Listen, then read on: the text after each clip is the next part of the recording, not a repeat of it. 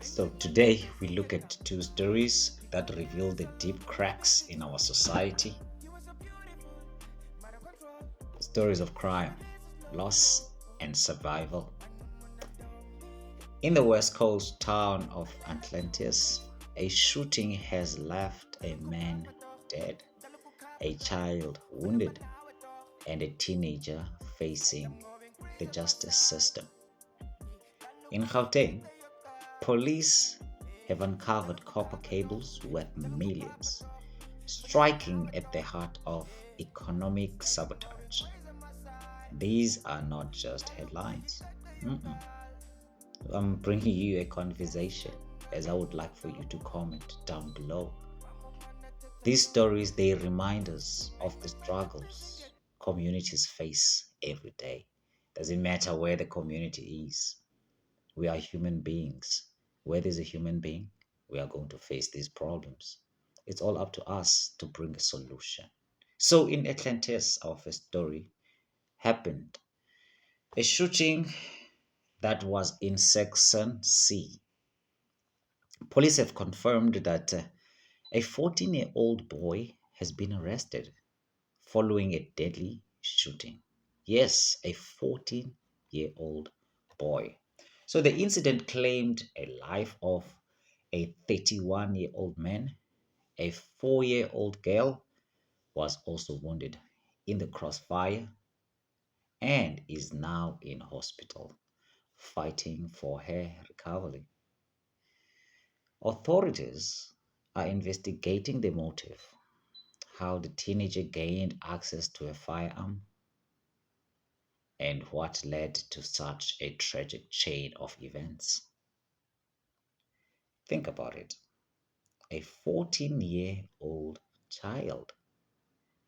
At that age, he should be dreaming about his future, discovering his talents, and building his education, being helped by that 30-year-old man he killed.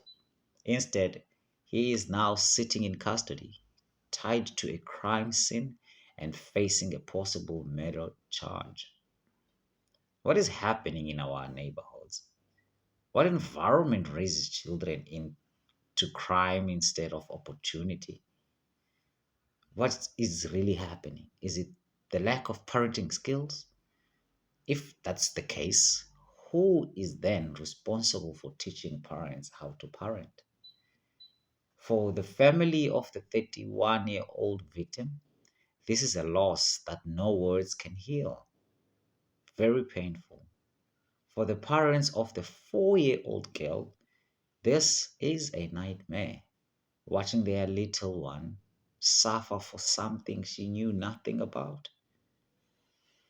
And for the parents of the accused boy, imagine the heartbreak.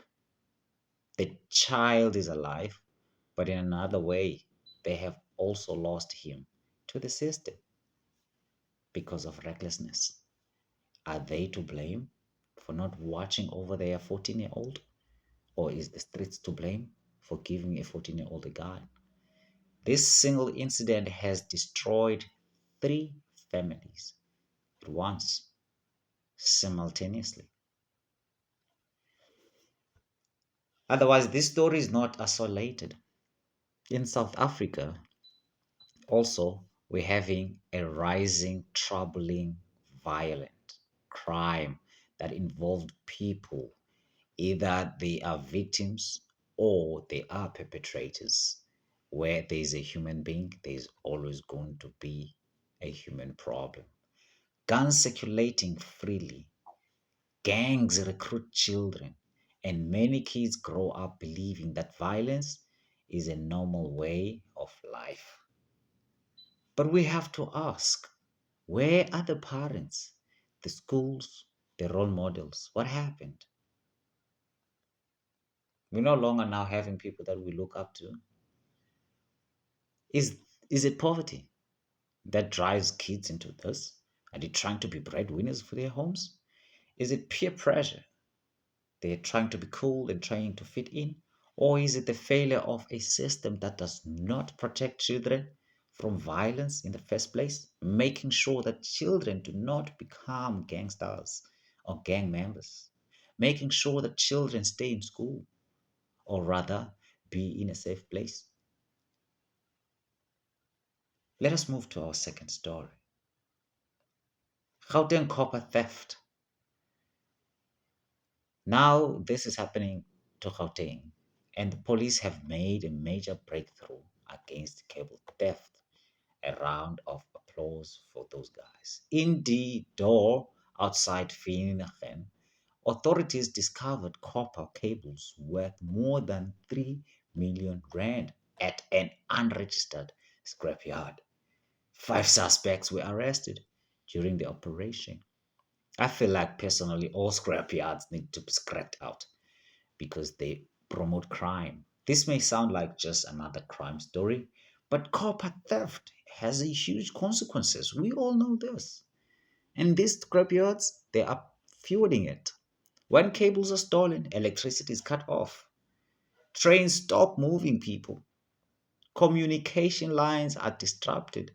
Businesses lose money. Hospitals struggle. And ordinary families are left in the dark. It's not just theft. Mm-mm.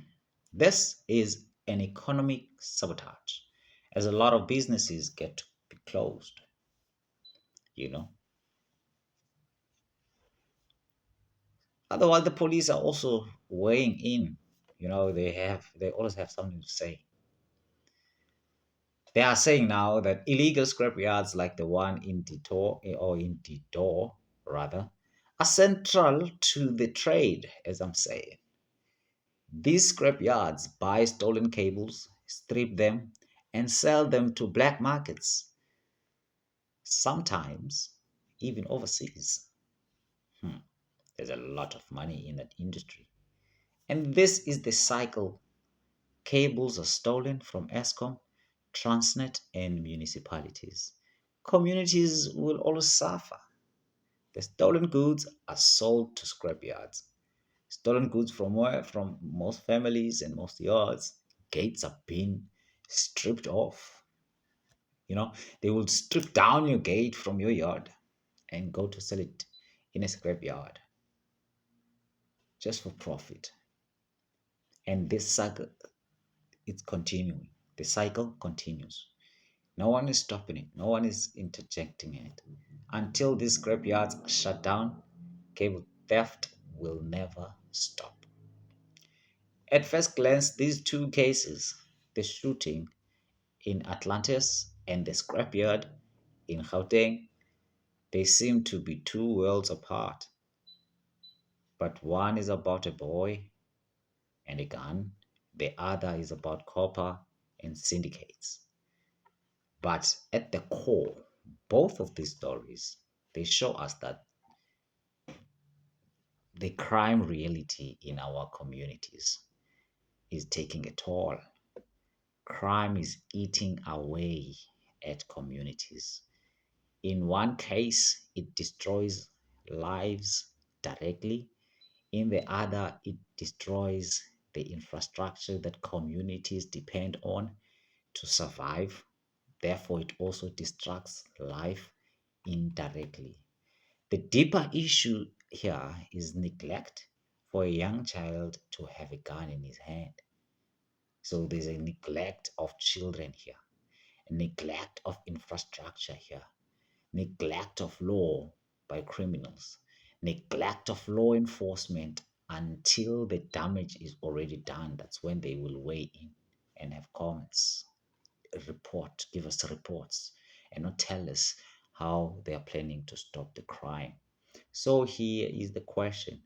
What role do we play? Do we keep quiet when we see stolen copper being sold? Do we stay silent when we see kids being recruited in gangs and into crime? These are the questions that I'd like for us to look at. Do we shrug our shoulders and say, that's just what South Africa